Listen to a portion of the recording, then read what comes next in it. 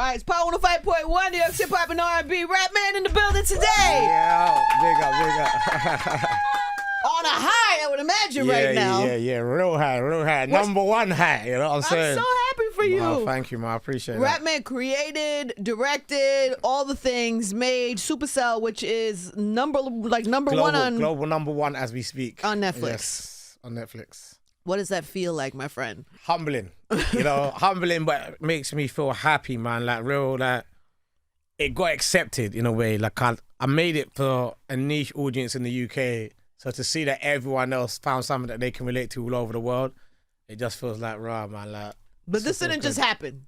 You're not an overnight success. Some people might think this is an overnight thing. This is not. Nah. This unless overnight is flipping 10,000 hours for 10 years. But I've been doing it for a long time. I've bbeen going for a while. This is my first TV show, but I done a movie 5 years ago. Before then, I was uploading shorts after short after short on YouTube, and this is just the next stage, really. Yeah, but it's definitely not the. Yeah, but you've been working for this moment for a long time. When we met, how many years ago was that now? That was 2018. That long? I remember clearly, 2018. I remember James Samuel, who's a mutual friend of ours. Big up James, yeah. Was like, yo, you got to meet Rapman. He's the shit in the UK. You got to get. He's gonna be, you know, James. Yeah, he always gives you the big intro, and gives you the big intro. Yeah, he's feeling like I told you that, so he's telling everybody that. But you know what's so crazy, that when I saw this happen for you, and I saw that it was doing so well on Netflix and all this thing, I was like, I expected that of you. I appreciate it. Because you had been presented to me that way when I first met you. So I was like, of course it is. That makes sense. Good for him. It just took a little longer than expected. But I suppose you can't rush it, right? Yeah, everything takes the time it's supposed to take. And you've been grinding for a minute. So what about those YouTube videos? For people who don't know, like, that's kind of where you started, right? Yeah. You didn't go to film school, right? You didn't know film school? No, I didn't even know film school was open or accessible to people from my type of background. So what I was doing, just being a fan of all the story songs on albums, like Give Me the Lou and A Week Ago and Undying Love and None. But there was never videos to all the story songs that I liked, man. So when I started doing music, when I was rapping, I said, I'm going to do these short films that are like narrated music videos and put them on YouTube for people in my neighborhood. And I was doing that from like 2013, just regular. Like, what makes you pick up a camera? What you said you don't... I just wanted to see it. You know, sometimes you just want to see stuff that no one else has made, so I want to watch it. It's like Superstar. I made it because that's the type of show I wanted to watch, and it just happens to be other people want to watch it as well. Yeah. So I wanted to see these stories on YouTube because that's the only platform I had access to. But how did you know how to shoot anything without experience? Trial and error, man. If you look at my stuff from 2013 to up to 2018, you'll see a vast difference of learning but you can learn on YouTube. You know, what did you do? You have a camera? Do you have money for a camera? No, so my friend had the camera. Got it. And I had the story. And I was like, listen, I just need you to shoot this. We can use the iPhone to record the sound and we can just do an edit. And you kind of just start off like how YouTube would kind of start off, just going on front of the camera talking. But I think we was getting actors. So I'd get all my friends to act because I couldn't afford no actors.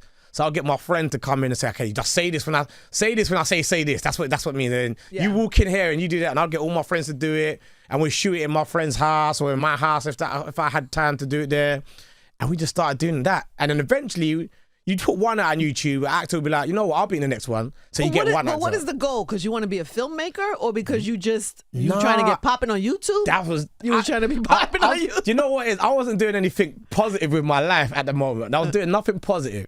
So the YouTube thing was kind of like, this is a nice little hobby. It's nice. And I love telling stories. So because I love telling stories, like, why not? And like the people in my neighborhood that watched it, they liked it. There's only like 50 to 100 people, but that 50 to 100 people, they was having a good time, man. That's amazing. So I said, yeah, let me keep entertaining them, and then that turned to a lot more. What an inspirational story. There's some kid sitting somewhere who has an idea for a story that you have to start it. So you know what I mean? You have to start somewhere. Facts.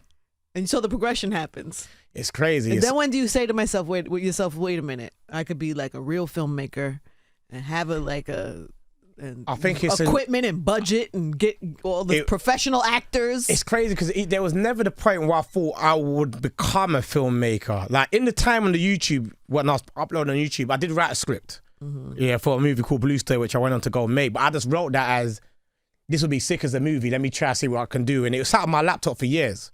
But when I done Shower Story, these YouTube shorts, and everybody in the comments was like, imagine this as a movie, imagine this as a TV show. I started thinking, maybe this could be something. And then when James Samuel reaches out, and Jay-Z reaches out, and Ty reaches out, and they're all telling you the same thing. And these are people that are doing great things as well. So you start to think, okay, all the people are saying it, maybe I can give this a go. Shot my movie. First time I directed anything real long feature length. Trial and error, really. And then that done really well in the UK. And then by then on, Netflix and all these other brands were interested to work with me. So then I got here. That's pretty great. So wait, when did I meet you in the middle of all of that? You met me after Shower Story came That had come out already. Yeah. So Shower Story. YouTube already had been popping. Yeah. YouTube was popping by then. I think I remember telling you to watch it, to go watch it. But that was around the time. My movie wasn't out yet. But Shower Story was out. I think I just signed with Rock at the time. And I was fresh. I think that was probably the second time. You hadn't met Jay yet, right? I don't know. Did I meet Jay by then? You hadn't met Jay. I don't mind. No, you know what? I might not have met Jay then, you know. I think I met him that week. Yeah. I think we were talking about that. You were going to dinner or something with him. I met him that week. That's the week I met him. That's crazy. But by then, that was the second time I've only ever been in LA. So I didn't even know how Hollywood or America really worked. I just knew I got something popping on YouTube and it's doing well in the UK. But I want to try my hand at telling a bigger story instead of doing a YouTube version, maybe my movie or maybe a TV show. But it was still such a dream then. So to be sitting here now, post movie, post TV show, not just, bro, I'll be back here. TV show. It's crazy. I'll be back here in a few years. Like, you remember we was talking about that? Now I'm talking about my Oscars and my Emmys. So that's how we're talking now. So I love that for you. That's crazy. Sometimes when we stumble on things and things happen for us, people could get like imposter syndrome. Did that ever come in for you? Like if you're on set with this whole crew and this big budget, do you ever feel or no? You're just super confident. Sometimes I want to say yes because every time people get asked that question, that's what they say, innit? But I don't feel that way. I feel like this is what I'm meant to be doing, and I was doing it for free by myself with a small little crew of friends. And so now when I'm on set and everybody else is doing it, I'm like, nah, I've earned my spot. I've been doing it for years. So when I go on set, I'm with the same energy, man. I'm like, yo, let's get this cracking. This is what we're doing. This, and this. I've made my mistakes. I made them all. You go watch my YouTube videos from 2013 to 2018. You'll see the quality start off terrible and build of the quality of the story. So I'm ready now, man. I feel like I'm in the right place. I feel like I'm what I'm meant to be. What is the big difference though? Like from how you was operating back then into the stuff you're making now? Do you know what it is? Sometimes it's harder. When I was doing the shorts, I had control. I was writing it, directing it, producing it, everything. So I knew everything was how I wanted it to be. Now you've got to delegate and you've got to trust others with your vision. So you've got like 200 people on set working for you and you're like, how's the bedroom going to look? Is it going to look how I wanted it to look? Because well, you got your brief, and then when you go into the bedroom, if it doesn't look like you want it to look, I just think I should have just done this myself, like I normally would have done. So you have to start trusting the people you hire, you know, and that's hard. That's hard to do when you're so used to everything being exactly how you want it. So that took some adapting to me. Okay, well, so for people who haven't seen the show yet, on Netflix, the number one in the country, the global number one, Supercell. Tell them what it is for anybody who hasn't stumbled on it. So Supercell is about 5 people from South London who unexpectedly come into superpowers. But this ain't your typical superhero type of show with capes and spandex and trying to save the world. These are very flawed, very grounded human beings who use the powers for their own personal gain. And just like how it would be in real life, you know, like if I got powers now, before I save the world, I'm trying to pay some bills first, you know, I'm trying to set family up nicely first. And this is kind of like what the show is, this what normal people would do in the situation. And I don't want to give away too much about it. Yeah, because I've only done 2 episodes so far. Yeah, so I'm not going to say too much. But it's just about love. So on top of that, everybody in the show is using their powers to protect, save, or help somebody that they love dearly. Yeah, but what is the sickle cell component? I mean, we're getting into spoiler territory, but I'll spoil that for you. Okay, all right, so all right, fine. Okay. No, but it's pretty obvious because I'm only on episode 2, and I got that. That's cool. I got that already. Okay, that's cool. I can go into it then. So powers, and also in the description of the show, it kind of says. You know what? You'll be surprised how much people didn't get that until Really? episode 6. You'll be so As surprised. soon as the mother was sick and the lady, first of all, I don't even know if this is true or not, so don't tell me if it isn't true.